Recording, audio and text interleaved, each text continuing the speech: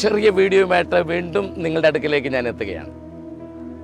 ഞങ്ങളുടെ പ്രേക്ഷകർ, ഞങ്ങളുടെ ശ്രോതാക്കൾ, ഞങ്ങളെ പ്രാർത്ഥനയോടുകൂടി പ്രോത്സാഹിപ്പിക്കുന്ന സുവിശേഷ സ്നേഹികൾ, നിങ്ങൾക്ക് എല്ലാവർക്കും സ്നേഹവന്ദനങ്ങൾ. ഒരു ചെറിയ രസകരമായ ഒരു കഥയോടുകൂടി പറയാം. സ്നേഹം, ക്ഷമ, നീതി, സത്യം, വിനയം, ഇവരെല്ലാവരും അവർ പിറന്ന വീട് അന്വേഷിച്ച് നടക്കാൻ തുടങ്ങി. സത്യം തൻ്റെ വീട് അന്വേഷിച്ച് നടക്കുക, ക്ഷമ തൻ്റെ വീട് അന്വേഷിച്ച് നടക്കുക, നീതി, സ്നേഹം, ഞാൻ എവിടെയാ പിറന്നത്, സ്നേഹം എവിടെയാ പിറന്നത്, സത്യം എവിടെയാ പിറന്നത്, അത് അന്വേഷിച്ച് നടക്കുക. അങ്ങനെ അന്വേഷിച്ച് നടന്ന് പല വഴികളിലൂടെ സഞ്ചരിച്ച് മലകളൊക്കെ കയറി ഇറങ്ങി അങ്ങനെ ഒരുപാട് സ്ഥലങ്ങളിലൂടെ അന്വേഷിച്ച് അവസാനം ഇവരെല്ലാം എത്തിച്ചേർന്നത് 2 കാലിൻ്റെ അടുത്താണ്. അത് കർത്താവായ യേശു ക്രിസ്തുവിൻ്റെ പാദങ്ങളായിരുന്നു. ലോകത്തിൽ എവിടെയെങ്കിലും നിങ്ങൾക്ക് നിർവ്യാജമായ സ്നേഹം, ക്ഷമ, എല്ലാം ക്ഷമിക്കുന്ന, തന്നെ ക്രൂശിൽ ആണിയിൽ തറച്ചവരോട് പോലും ക്ഷമിച്ച,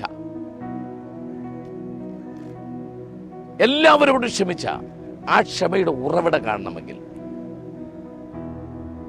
പിലാത്തോസ് ചോദിച്ചു, സത്യം എവിടെയാ, സത്യം എന്താ?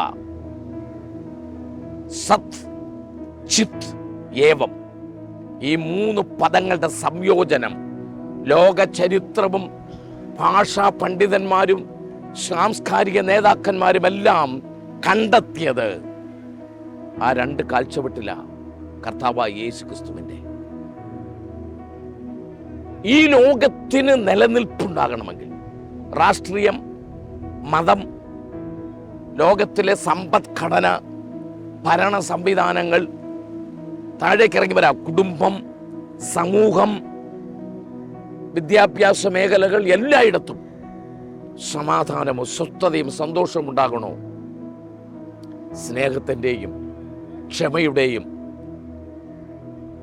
സത്യസന്ധതയുടെയും വിശ്വസ്തതയുടെയും വിളനിലമായ കർത്താവായ യേശു ക്രിസ്തുവിൻ്റെ പാദപീഠത്തിൽ എത്തിയേ മതിയാവും.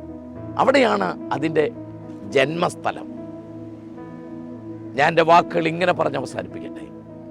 നിങ്ങളുടെ വീട്ടിൽ, നിങ്ങളുടെ വ്യക്തിപരമായ ജീവിതത്തിൽ, നിങ്ങളുടെ ഓർഗനൈസേഷനിൽ, നിങ്ങളുടെ സ്ഥാപനത്തിൽ നിങ്ങൾക്ക് സന്തോഷമായ, ആനന്ദകരമായ, സമാധാനപരമായ ഒരു അന്തരീക്ഷം ഉണ്ടാകണമോ? സ്നേഹത്തിൻ്റെയും ക്ഷമയുടെയും